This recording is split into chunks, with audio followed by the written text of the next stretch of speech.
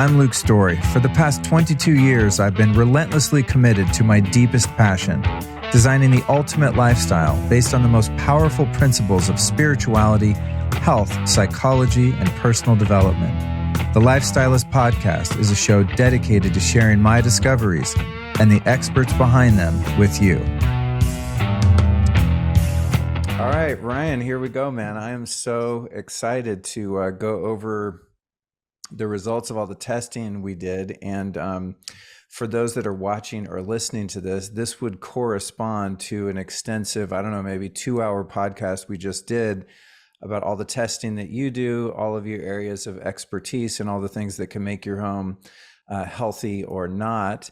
And so when we recorded that podcast, we hadn't yet actually gotten the lab results of all the testing that you did. We started to identify some things along the way, and of course, fix some of those things as we went. And I took copious notes, and I've done quite a bit of mitigation on some of this already. But for people that are just watching this on YouTube, this will all make much more sense if you go listen to the whole interview. So this is kind of a bonus to part one, I guess you could say.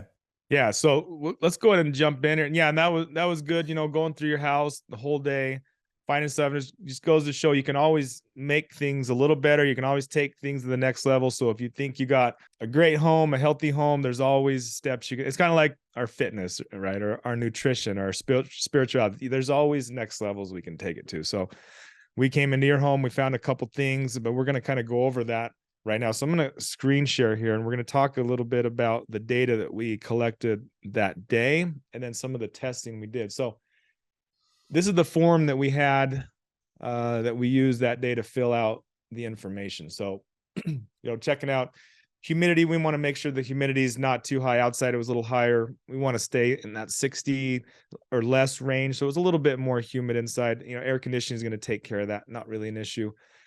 Big one is carbon monoxide. We want to make sure there's no carbon monoxide leaks coming off the HVAC system, the furnace, the water heater. Everything was great there. Oh, it's funny. I just want to interrupt for 1 second here. One thing we didn't test was turning on the fireplace, which is brand new and was just installed. And it's hot as hell here in Texas most of the time, so we hadn't used it. And then I put on that, the air purifier that I got through you. What's the name of that thing again? The Jasper. Yeah, the Jasper. And I just happened to plug it in right next to the fireplace because it was the open spot on the floor. And it has the auto detection of air quality. And I turned on the fireplace and it was going crazy. So I called the fireplace company. I'm like, what the hell? I paid thousands of dollars for this thing. And it's putting out dirty air. And they're like, dude, we told you have to run it for 12 hours with the windows open to, it's called the burn off phase or something like that. And I was like, okay, so I did that and now it's fine. And now it's burning clean. But I was freaking out there for a minute because I'm thinking somebody didn't hook up one of the, exhaust vents to the chimney right or something. I'm gonna have to demo all the tile and dig it out of there. And yeah, it was a classic case of me panicking before I had more information, and it all worked out. Well, I'm glad you got that taken care of because I know you're a little nervous when you called me. Another thing that's funny too, when we were out there doing the testing at your house, you were cooking a turkey that day and you had your gas range going, but you didn't have the hood on. And so I put the CO2 and the carbon monoxide meter next to it after I did my initial check. And we did a log throughout like 4 or 5 hours. And we saw the CO2 and the carbon monoxide levels slowly creep up. So even if you're using the oven, but the range also, you want to make sure that you're using the exhaust, the kitchen exhaust that's over. That's really, really important. That was a huge lesson that day. And thank you so much for that. And I got to say, my wife and I both always turn the fan on now. Had I not learned that from you, I would have continued to think that the fan was just solely for the smell of food cooking. You know what I mean? If you cook bacon or something, right, it like stinks up the whole house. I mean, it's a good smell, but only at first, not 6 hours later. And then it smells like an unkempt house. So yeah, we've been religiously doing that. So thank you so much for that tip. Perfect. Yeah. And one other thing too. So we went up to Thanksgiving dinner, over the holidays, and I brought my meter also. Started the day, everything was great. And those levels started going up, up, up. I bet you a lot, how people get tired after Thanksgiving dinner. I wonder how much of that is actually some mild carbon monoxide poisoning, some CO2 oh my God, poisoning, right? just because of how much cooking is going on and how much is being released into the home. Yeah. Totally. Wow. So interesting stuff there with the carbon monoxide. Yeah, because at higher levels, deadly, but at lower levels, you're just going to get that chronic fatigue. You're going to feel tired. Right. So moving on to the carbon dioxide here. So this is an indication of how much fresh air we have in the house. Outside, we're about 495. That's pretty average. We'd like to be less than 600. That means we're breathing fresh air. So every breath of air we're bringing in, it's fresh. It's got oxygen in it. Now, when we see these above 1,000, that's going to be when we can start seeing some health effect. We can start getting a little bit irritable. We can start getting some headaches and a little fatigue because we're not breathing. We're not getting enough oxygen to the brain. It's almost like being at higher elevation. So Got it. if in your house, we talk about maybe installing an ERV, which pulls in fresh air, it filters it and exhausts the stale air out, and it does that automatically in the background. But if people don't have that, then simply opening up some windows, a couple times a day, getting some fresh air, even if it's really cold or hot outside, it's really important to get that fresh air in, flush out the stale air, bring in that fresh air, because you can see in several of your rooms where you spend the most time, and this is where people were throughout the day, we can see it above that danger mark. And it's all these little things that they add up over time. Maybe one of these things is not going to kill you, but all these other things that add up together, it can be significant when you put it all together. It's the old death by 1,000 cuts thing, right? Yeah, exactly. Yep. Total VOC. So this is going to be volatile organic compounds or chemicals that are in the air, things that are off gassing. So think about fingernail polish remover, or hairspray, gasoline, rubbing alcohol. This stuff volatilizes into the air. We breathe it in. It gets inside of our body. Now there can be a whole range of different chemicals, and so we can test these there on site with the meter we have. But to get a breakdown of this, we have to send it to the laboratory. And so we did that. We collected a sample of air throughout the day, and then we sent it into the lab. So this is what we found. So in your house, actually everything was pretty normal. It did a little bit picked up, but for the most part, nothing really stood out in these categories. So if we break it down a little bit more, so this is average of 45,000 homes. So you're on the low end of average home. So that means the chemical load in your house is pretty good, and that it should be. You don't really have fragrances. You're not using toxic chemicals, cleaning supplies. You're pretty natural, pretty healthy there, and it shows in this chart here. Cool. I did have a house guest recently that that wore a bunch of perfume, and because we don't use any synthetic fragrances, at least to our knowledge, in the house, even after they left, the room reeked for like 3 or 4 days, and I had to run an ozone generator in there with the doors closed, of course, for those watching. Never run an ozone generator in your house when you're there, but I sealed it all up, did that, then opened the windows, and still, even after like an hour of just blasting the room with ozone, I could still smell faint hints of that synthetic fragrance. It's just so crazy how this stuff can get into your environment. Yeah, and it's got those phthalates in them. They're sticky. They're meant to persist on the body. That's why they last all day long, but they can also last a long time inside of our body. Endocrine disruptors, hormone disruptors, testosterone low, all kinds of stuff. Well, that's interesting because the particular extended family member, she'll probably never see this. I don't want to make her feel bad. Actually, she doesn't speak English, so we'll be okay. But she has thyroid problems, and kind of subclinical MS. She has some pretty considerable issues going on, and I was like, oh man, of course she's got thyroid problems if she's wearing that perfume all the time. And I'm sure it's not just that, but as you said, these chemicals that interrupt our glands and our endocrine system. Over time, you get enough of it, it can have an impact. So I sent that message to them and said, hey, do what you want, but you might want to get some essential oils or something if you feel like smelling like something other than a person. Well, people do. They think they need to smell a certain way. Our natural glands are made to attract the opposite sex as long as we're eating healthy and clean in general. You don't really need all this extra perfume and stuff, but I think our minds are trained to where we got to smell a certain way. Our clothes need to smell like fresh Downy or Tide, or around Christmas time, it's got to smell like pine needles in the house. So people put these artificial fragrances in there.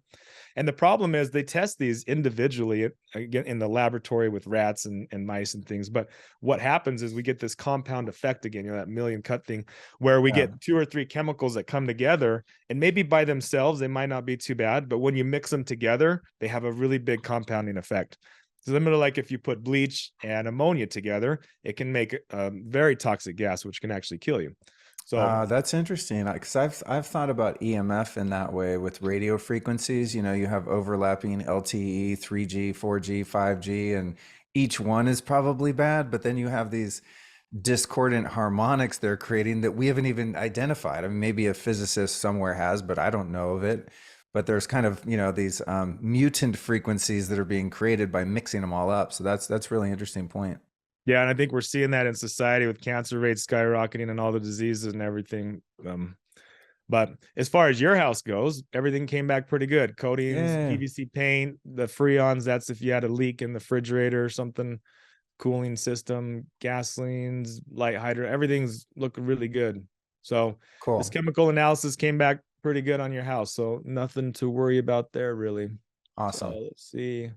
So we did do active gas leak check. We didn't find anything. I'm not sure why I didn't mark that down, but everything came back good on gas leaks. That would be from your gas range or from your water heater. Formaldehyde. So this is going to be off gassing from new carpet smell, new furniture, pressed fiberboard. Cheaper made furniture has off gassing formaldehyde. New houses. That new car smell you smell, that's got formaldehyde in it. Your house completely zero. So Yes. again, very good on bringing the low toxic stuff into your home. Awesome. Hydrogen sulfide, sewer gas. So this is going to come from around the wax ring of the toilets. It can also come from sewer issues. It can come from backdrafting. Sometimes people have a bathroom that they haven't used in a while and the P trap dries out and we can get sewer gas that comes up. This can cause nausea, it can cause headache, low level fatigue. Maybe it's not enough that you can smell it, but it's enough that over time it's building up in your body. Your house tested out perfect. No Cool. issues there. Cool. Particulate matter, so PM 2.5. So this is something you can look up, monitor the air quality in your area. You look at airnow.gov. Sometimes the Weather Channel will tell you the PM 2.5. What that means is 2.5 microns. So our hair is about 70 microns. So 10 and 2.5 would be, 10 to 20 sizes different or smaller than that. So where we can't really see, but there's still good amount of particles. So in your air, in your home, it was pretty good, not too bad. A little bit elevated. That's why we got you hooked up with that air filter there. Another thing you can do is run your HVAC system on a little bit more. If you start to notice dust in your house, it's an indication that you have the PM 2.5 and the PM 10 in your home a little bit elevated. So the 10 is going to be more of the dust, the dead skin cells, whereas the 2.5 is going to be your smoke. If you cooked bacon, air pollution, it's the finer particles. Okay. Overall, your house came back pretty good. Ozone. This is just an outdoor pollutant that is fairly common. Sometimes it's a little bit higher, sometimes it's less. This just happened to be what it was that day. Not really too much we can do about that as far as reducing it. We just kind of monitor it and see where it's at. Some reason a little bit less in your garage, but overall it was pretty consistent with the readings in your area. Okay. Surface radiation, we test for alpha, beta, and gamma. And this can be big for people either downwind from a nuclear facility or people that have specific granites or marbles, countertops, depending on where they were mined in the country. So some places they pull them out of the quarry and they actually have quite a bit of uranium in them and they can be radioactive, or we can have some fallout from being a downwind of a facility. But in your case, no radiation was detected on your surfaces in your house. Radon. So radon is also radioactive, but it comes from the ground. So when uranium breaks down and it decays, it releases radon as a gas that can seep up into the house, get caught and trapped inside the home. We can breathe that in. That's the second leading cause of lung cancer. So your home checked out great. No issues with radon. Noise levels. Your home is pretty quiet. We check for vibrations. We check for hums. We check for low level frequencies. Sometimes a refrigerator motor might be out of balance and sending harmonics. Sometimes the HVAC system has a little leak in it and we get a high frequency squeal coming off it. These are all in the audible ranges. Maybe you live next to a freeway and we got some low frequency coming through the home, but your home in general is pretty quiet. Really no issues. Cool. We've worked very hard to make that the case. We got the mold checklist here. So, and we got this mold checklist from Got Mold. He's Jason. He's a good friend of mine. We were experimenting around with his uh, checklist here, seeing how good it works. But this is a good checklist to go from the outside of the house, looking for issues. Because see, when it comes to mold, we're chasing the water because mold needs water to grow. Mhm. So it's a lot easier to look for signs of water damage, water infiltration, staining, discoloration. Some of the stuff we saw around your house was sloping towards the back of the home. It was sloping into the house. So that's something we want to try to avoid. We want the bulk water in the house around the house to go away from the home and not puddle into the house. Rain gutters. So as rain gutters come down, the downspouts, we want those to be shot at least 4 to 6 feet away from the home. In your case, several of them were piped away, but there was others that were jumping right down by the house. So name of the game is keeping the home dry. And so these are the things that we're looking for. It looked like one of the gutters was clogged with some leaves up on the top there. Yeah.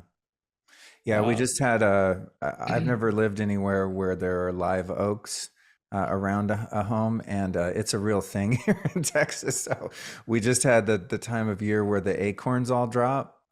yep. And oh my God, I looked up on I went up on the roof the other day with well, not on, but a ladder next to the roof to just leaf blow all the stuff off.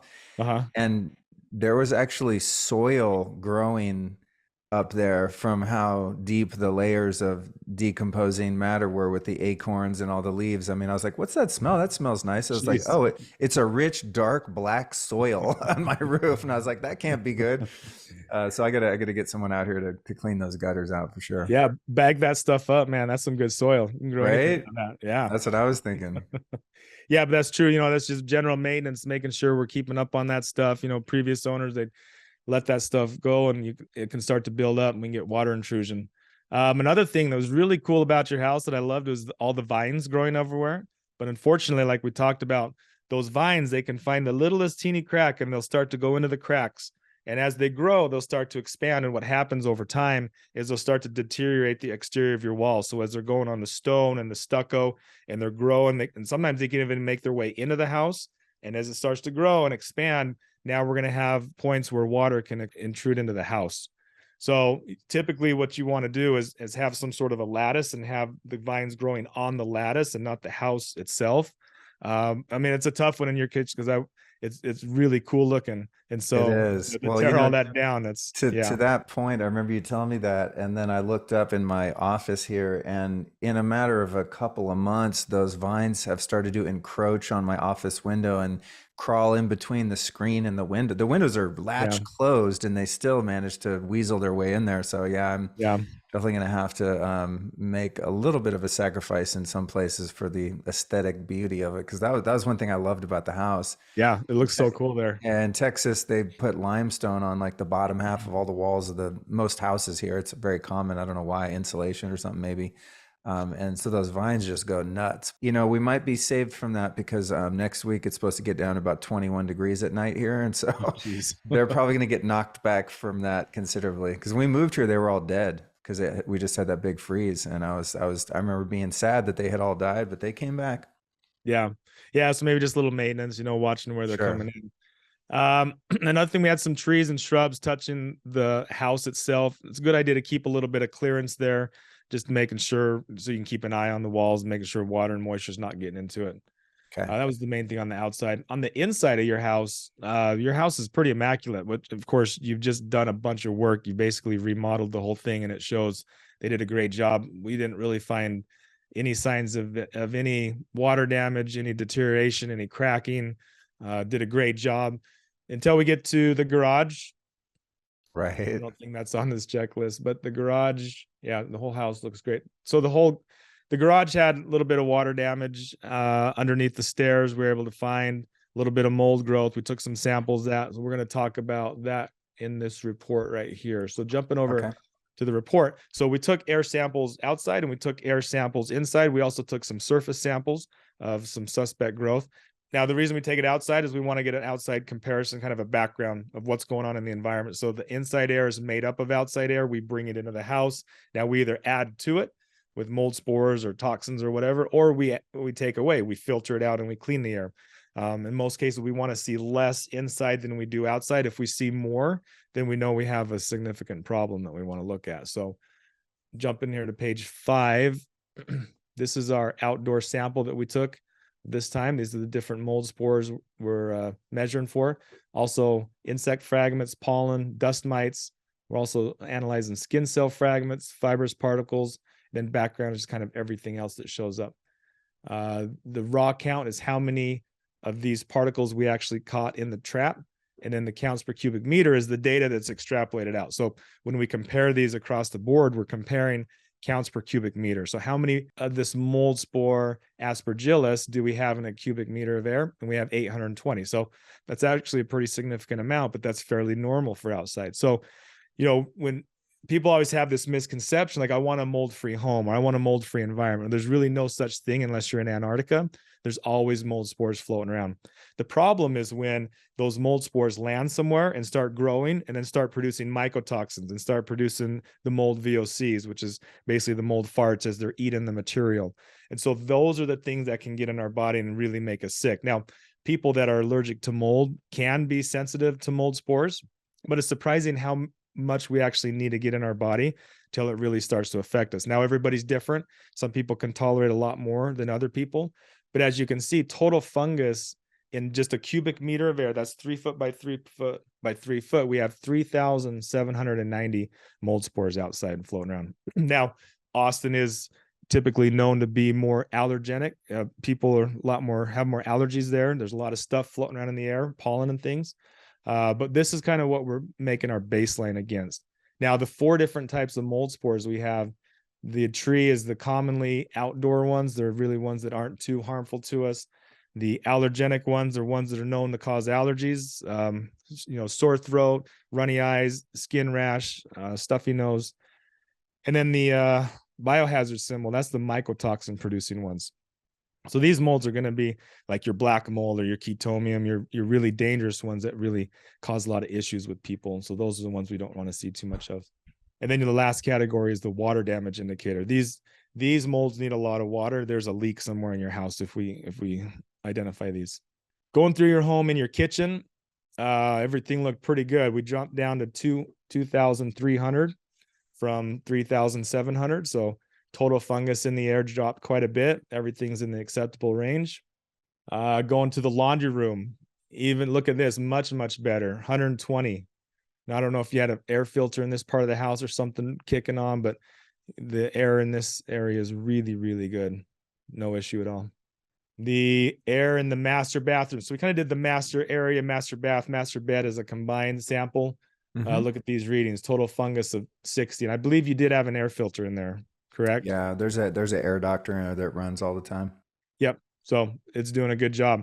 Took that down from 3,700 all the way to 60. So you're breathing some pretty clean air in there. Upstairs bathroom, same thing. Look at these readings. That's amazing. Really good. Really clean. All right. Not so good. A little bit different here. So this is your garage space. So this is where you had the mold growing underneath the stairways there. This is in near that entrance to where that area is. So as you can see, we have the biohazard symbols. We have chetomium, we have bipolaris, we have alternaria, we have the water damage indicators, we have elevated, we have insect fragments, pollen, dust mites. We got all kinds of stuff going on out there. So you're picking all that up from the air samples in the garage? Yeah, so that was what was in the air. Damn, son. That's crazy because the area where the mold is, I mean, it's not sealed hermetically, but it does have plastic over it. And we never go in there and disturb it or anything because I was waiting to have that rebuilt and mitigate that. But that's crazy that even just that existing in there causes so much of this bad air in the garage. Yep. Now, the sample was taken near that area.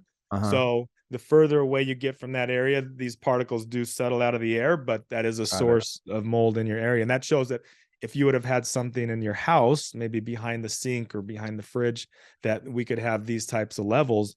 And that's why we see people getting sick when we have mold inside the home, because they're breathing this stuff in. It's got the mycotoxins, all the nasty stuff. Brutal. Okay. Yeah. Okay. So let's jump back to EMF. Yay. Okay. My favorite topic. Everyone's favorite topic. This is such a hot topic right now. Did I tell you, I had a reel that got 3.5 million views over Thanksgiving with, Really? yeah, you should have seen the trolls that were on there. It was hilarious, man. It was good entertainment for a while, Like but the trolls were saying that EMFs aren't real and aren't a concern? yeah, yeah, exactly. Dude, that reminds Oh, me, with what's going on in the world right now, and by the time people hear this, it might be different. But Elon Musk taking over Twitter and cleaning up some of the unfair policies there and whatnot, and he's kind of being lauded as this man of the people and stuff, which I don't totally trust. It's kind of a good cop, bad cop thing, I think. But where he lost me was a couple years ago. He was on Joe Rogan, and they were talking about Starlink and the potential threat of the EMF exposure, and he said, I mean, almost verbatim, he said, all that stuff is fake. You could strap 5 cell phones to your head and turn them all on. It wouldn't do anything to you. And I was like, he's definitely not that stupid. So therefore he's lying. So I'm done. exactly. You Yeah, no, I lost me remember right that's, there. yeah, that's the thing about him too, or you can't trust because he's smart enough to know better, you Yeah. know. I mean, he would never Yeah. stick his head in a microwave. Those frequencies are real similar. And we talked about that Exactly. on the podcast. So Yeah. Yeah. yeah, it was funny stuff. But anyway, so EMF, your house, these are the background levels. So what we do is we start by taking readings with the power off. So we actually go to the circuit and we turn all the power off, and then we go through your house and we got the background reading. So this is coming from the neighbors, it's coming from the cell tower, it's coming from AMF, from radio station, everything that's outside of the house. And these are things that we don't really have control over. So we don't want to see these numbers very bad, because then we have to get into some shielding, which you actually did take the time to do some shielding, which it paid off and it showed. But these readings were taken outside of your house, and you can see the magnetic field levels. We want to be less than 0.2 for any kind of hazard, and you're great. This is about as good as it gets. Same thing with your AC electric fields. We did have a power line out on the front. It's putting a little bit of electrical energy through the air, but still completely within the safe readings. Now, radio frequency to the south, I believe this was coming from your neighbor's router, and that's what ultimately was coming through your bedroom door there and was affecting into your bedroom a little Yeah. bit. But we were Yeah. getting some of these signals. I see a lot worse than this. Let's say you have a cell tower quarter mile or an eighth of a mile away. Sometimes these levels can be up in the 1,000, 10, 20,000 blasts in your Wow. house nonstop, and there's really not much you can do about it. In that case, you either need to do some shielding or you need to think about moving. And you know very well about living next to cell towers in LA. Yeah. You had a pretty crazy experience of Yeah. what can happen and how it can affect you. Yeah. So in your case here, your background levels were really good. So we like to see that. Now we go into the inside of the house and we take all of our readings with the power off, and then we turn power on and we introduce all of the devices that you have inside your home. And now, of course, with all of the power off, your readings were near perfect.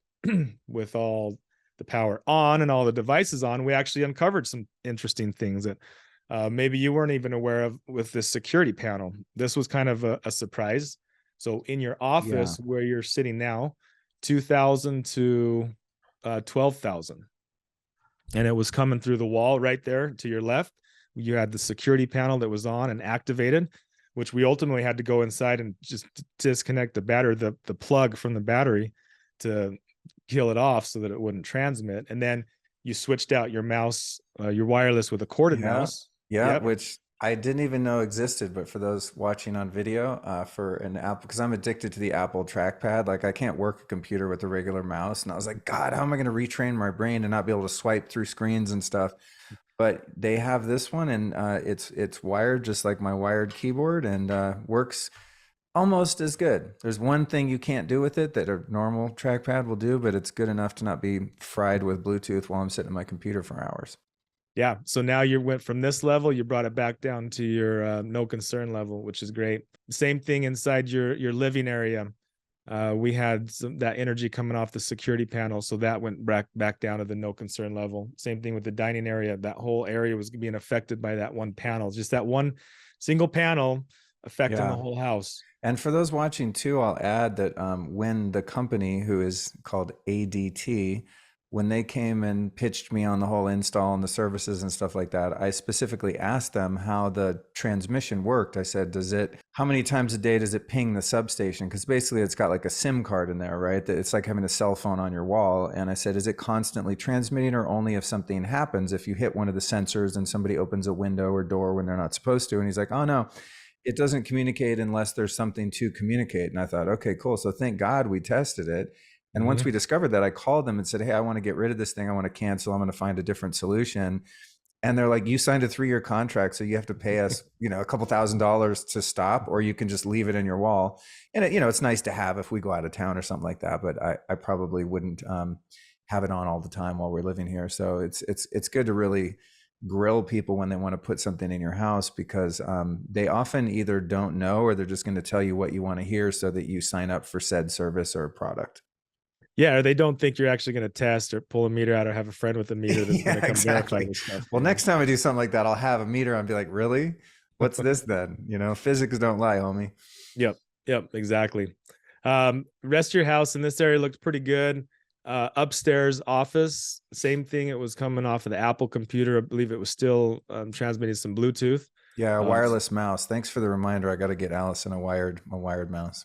Yep. So that would bring this level down. So just with those little fixes, going to bring your level back down here to the green, which I'd say you're better than 99% of the homes out there. What's interesting about that, Ryan, is in most places in the home, our cell phones still work on cell service. Even though I usually just plug mine into an Ethernet cable if I'm going to use it for an extended period of time. But it's interesting that 2 or 3 miles away, there's a couple cell towers. So we're still getting service, but the RF levels in the house are still within the safe range, but the phones still work, which is pretty ideal. Because I always kind of have because of my past experience and kind of being traumatized from getting so harmed by cell towers, I would always think, well, if I'm getting cell service in my house, then I'm being totally fried. But what I'm seeing here is that I can still pick up signal on my phone, but the ambient levels of radiation inside the house are still within a safe range. Yes. And so when we look at the measurement here, we're talking about microwatts, so really small measurements. So building biology standards, doctors, scientists that are on the right side got together and said, anything below 1 microwatts per meter squared, we feel that you're pretty safe. Exposure, long-term exposure is not going to cause cancer. You're not going to have these neurological issues. Now, for a cell phone to work, you can move this decimal point over 6 times. Okay, so 0.000001 for a cell phone to still work. Amazingly low levels. Yep. Okay. So what the problem is not the cell tower that's 3-4 miles away. It's your phone trying to connect back to that cell okay, tower. right. Now this is at 2 million, 2.5 million, trying to get its signal all the way back, because it sends a signal out in a sphere. Okay, it doesn't direct line of sight. In order to do that, it has to have an immense amount of power to be able to radiate that signal all the way back 5, 10, sometimes even 20 miles if you're out in the countryside. Right. Now it dissipates power to the power of pi, because it's a sphere as the way it radiates out. So it needs to be extremely powerful right next to it to get that signal all the way over.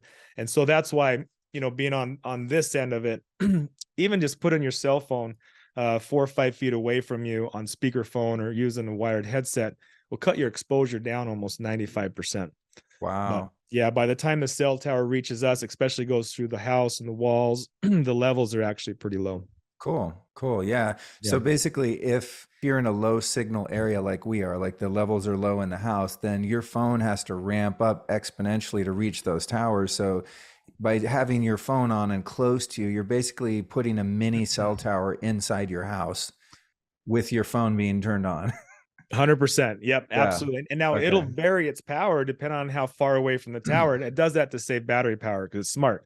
So if it's really close, it doesn't need to use a whole lot of power. That's kind of the double-edged sword about living too far away. And so people say, oh, I want to get as far away as I can.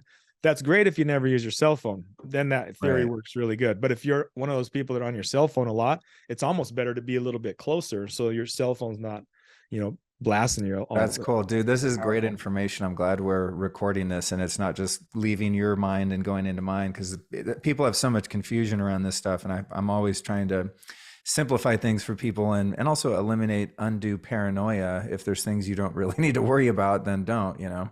Oh yeah, I can't tell you how many times people call me up because they're worried about the 5G tower down at the park, a quarter mile away, and then I walk in their house. They got three of these with the kids, and they got iPads and earpods and Alexas, and Right, like right. they're worried about the wrong thing. Yeah, totally, totally. Good Yeah, it's stuff. moving on to magnetic field levels in your house. We had a couple interesting things. So, in your office, right behind you, actually, that wall right behind your head, on the other side is where your pool pump is. Now, we found that when that pool pump kicks on, it's sending out a magnetic energy field, and it's pulsating because it's spinning a motor. So it's an alternating magnetic field that's pulsing, that's extending almost halfway into your office there. Now, luckily, it doesn't reach your desk where you're sitting. It dies off. Didn't you have a couch in that room when we were there measuring? That was in the room outside here, which is Okay, like yeah. the So the sitting couch, area. got And it. and I remember that when you test the magnetic field, it goes far beyond where you would sit on the sofa. One Yes. one thing I did find with that, well, two things. One is that the last pool guy we hired tricked me and told me he had installed variable speed pumps, which he didn't. He gave me some used shitty single speed pumps that are not only way louder, but I'm assuming because they're so high in power that they're probably creating a bigger magnetic field than the variable speed pumps, which I just ordered. They're sitting out in the yard waiting to be installed.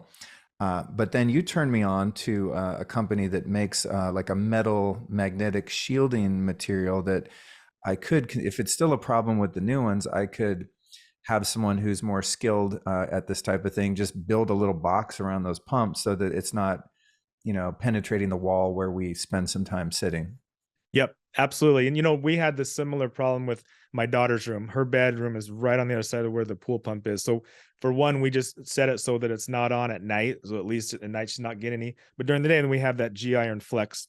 We can line that up and reflect or absorb some of that energy, some of that Would magnetic you energy. say the name of that stuff that shields magnetic again? G iron flex. G Iron Flex. Okay, cool. Yeah, I bookmarked it, but just for anyone watching the video, so they can go look it up. And also, could you speak to why shielding paint or a shielding fabric that would stop an electric field or an RF field will not stop a magnetic field? Why it's a different animal? Yeah, magnetic energy is much different. If you think about the magnetic field of our Earth or magnets in general, they're going to go through water, they go through earth, they go through metal. There's not a whole lot that will block, especially a static magnetic field. Now, the alternating magnetic field, the G iron flex is permeable to magnetic energy, so it absorbs some of it. So just as it starts to go positive, it absorbs and reach saturation, then it goes negative, then it can kind of suck it back out. It's kind of like a buffer, and that special metal can absorb some of that permeability to a certain degree, but it's got Cool. to be that special metal. Other than that, magnetic energy travels right through just about any material, versus radio frequency, like you just brought up, will reflect. So any kind of conductive material will reflect a radio frequency signal. Now, if it's grounded, and this is something we kind of learned about with your bed and the shielding in the ground, and we talked about this on the podcast pretty in depth, is that if you ground that conductive material to earth or to the electrical system, now it acts like a shield. So those electric fields, those electrons that are vibrating through the air, are going to hit that and find its way back to path to ground. And so it'll shunt that energy to ground. What else did we find for magnetic? Let's see. Oh, the biohacking room, your cat, your pet, Yeah. your water feeder for your cat Yeah. had a pretty crazy magnetic field because of the motor that kept that thing going. Yeah. It's funny because I figured I thought it would have an electric field, and so I often observe that cat. He loves to just go sit there for hours and just sit in front of the water. But what are you gonna do? Yeah, I think cats like that. I've had other situations where I've been measuring, and sure enough, the high magnetic field, and the owner said, "Oh, that's where the cat likes to go lay all the time." So Yeah, it's funny. maybe it's warming to them or They're something. they're suicidal.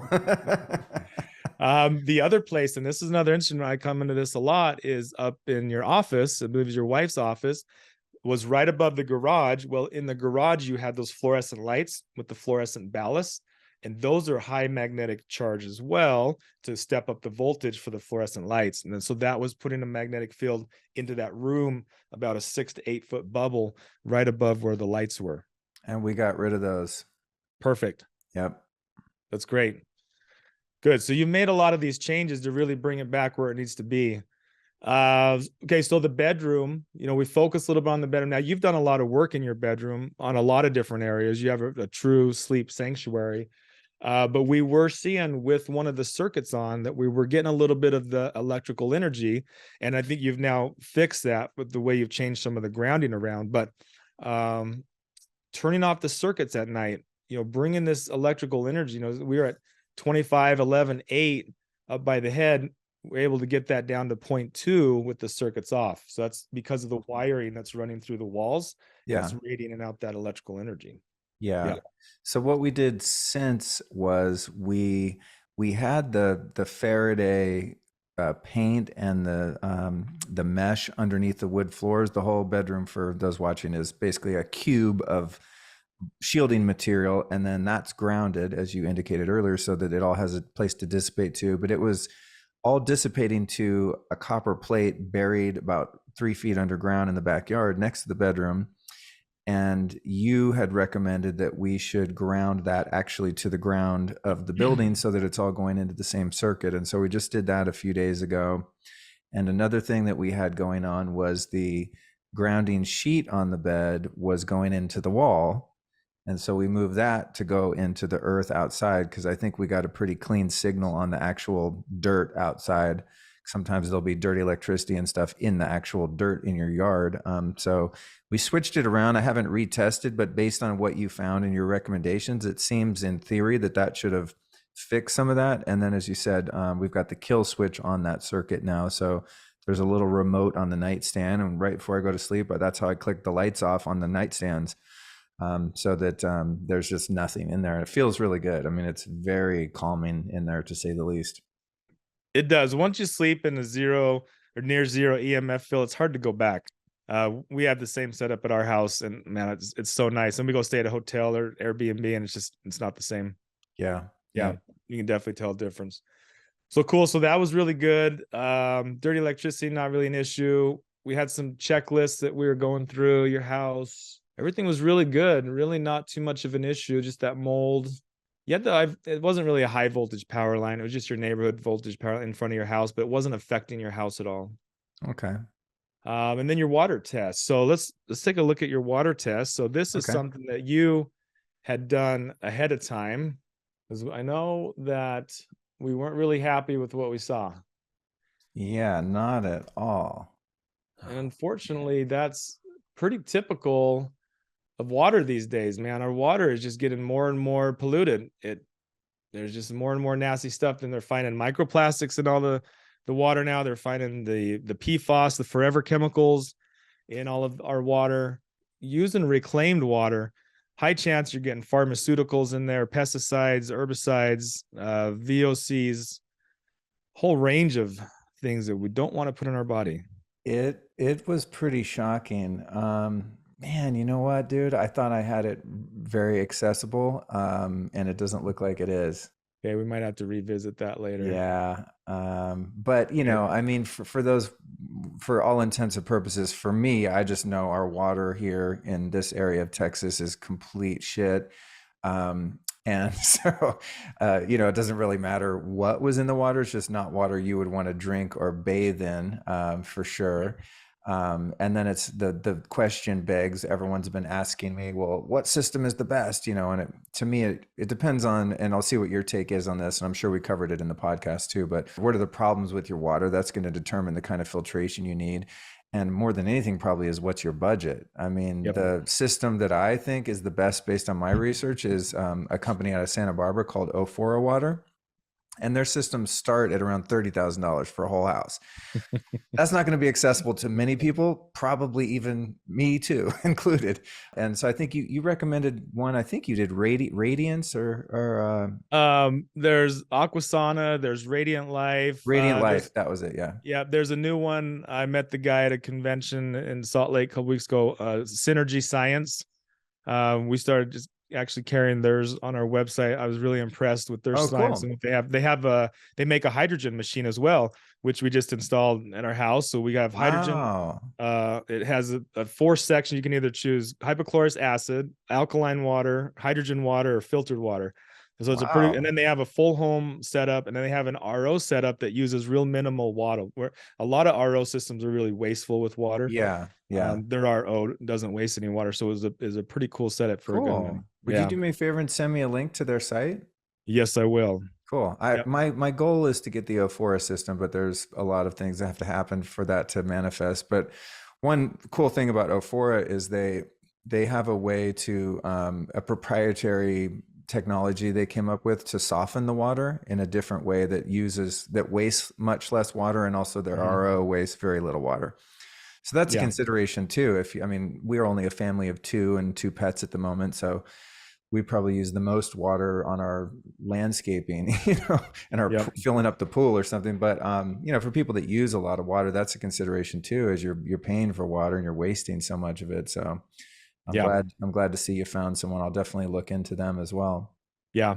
Yeah, and I mean that kind of hits on the main topic. And of course your lighting was dialed in. There's nothing I can really give advice there. You're all blue lighting, red light. I mean, you get that. In fact, I think I even learned that about from you way back in on one of your podcasts. So, the circadian rhythm, but Yeah.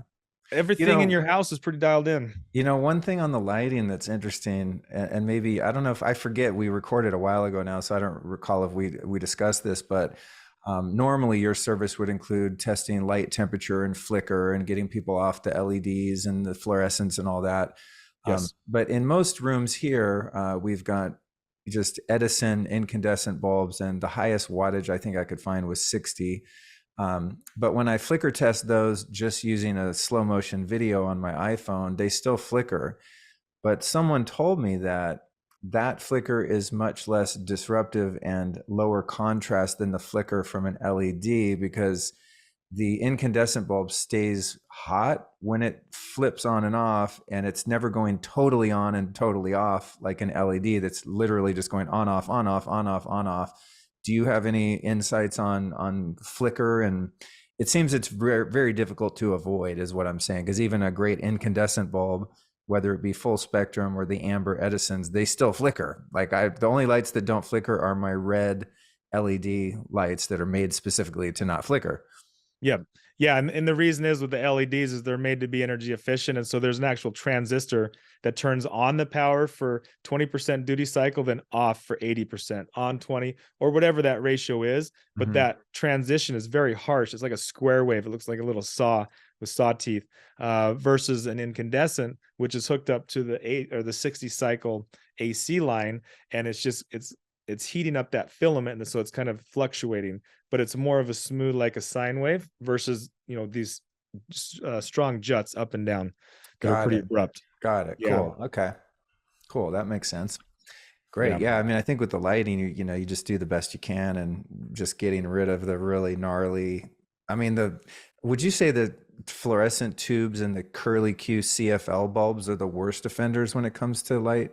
Absolutely. When I see those in people's house, automatically I say get away. Well, for the one, the magnetic energy that comes off it that radiates in the room. But for two, bigger one is that they have vapor mercury in them. So if those things are to break or crack or fail, you're going to release that vapor mercury into your house. In fact, when you go to dispose of them, you got to take them to a special disposal place in Home Depot or Lowe's and put them in a special bin that's hazardous waste because of the mercury that's in them. Right. And then of course the flicker rate, and then they got the harsh blue light in them.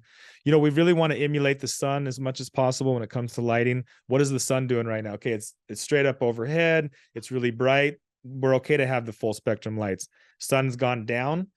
Ancestrally, all we had was fire and candle, which were the red lights, and they were a lot dim. So at least 2 hours before bed, we want to be turning these lights down. We want to just have the red and the orange colored lights. Certainly none of the blue lights. It's going to throw off their circadian rhythm. And these are just some things that we can really do to help dial in. And if you don't have dimmers, that's fine. Use some lamps. So like for our house, we have the can lights everywhere. We call those our utility lights. When we're done with dinner and we clean it up, those go off, and then we have more of the mood lighting that comes on. Those Edison lights, the warm colored lights. It's a lot less, and the kids go to bed a lot better. They go to sleep a lot quicker. Yeah, I bet. Cool, cool, Yeah. man. All right, dude. Well, I think we covered it. Anything else we missed before we go? No, I think that was the main thing. That Okay. was great. Yeah. Awesome, dude. Well, thank you so much for taking the time. I appreciate it. And there is a lot of satisfaction that I experience in just working for years to educate myself. And then finally, at 52 years old, having the opportunity to buy my first home, to be able to do it how I want to do it and know that, the energy and expense that I'm using to fix the house is actually adding value to my experience and to the equity in my home, at least depending on who buys it someday. You know what I mean? Someone might not care, but if I was shopping for a house and I found a house that has all the kind of ancestral elements that we've created here, I'd be super stoked. So Yeah. it's just really fun to see the payoff of seeing some of these results and go, God damn, we did it right. A few tweaks here and there, but for the most part, we've got a really safe, healthy home, and a good one in which to build a family and have everyone just thrive as much as we can. Oh yeah. And it's going to pay off big time for your health, your mindset, everything. It's such a good investment to make. You did a Yeah, good job. Yeah. right on. Well, thanks so much for your help, and I can't wait to share this video as a little bonus to our podcast. And for, as I said in the beginning, for anyone watching this, by all means, please go check out the podcast. That'll be episode 452 of the Lifestylist podcast. And so that comes out January 10th, 2023. This will come out the same day, but for people that want to find that podcast, it will have been published the same day with audio and video, where we really dive into all this stuff in the moment here at the house. So thank you so much again for joining me on both of these. And I think we're providing a lot of value for people. These are the questions I get all the time. And I'm like, I don't know, ask Ryan. So there you are. Perfect. I get to ask for them. So thanks so much, and look forward to seeing you again. You bet. Thanks a lot, man.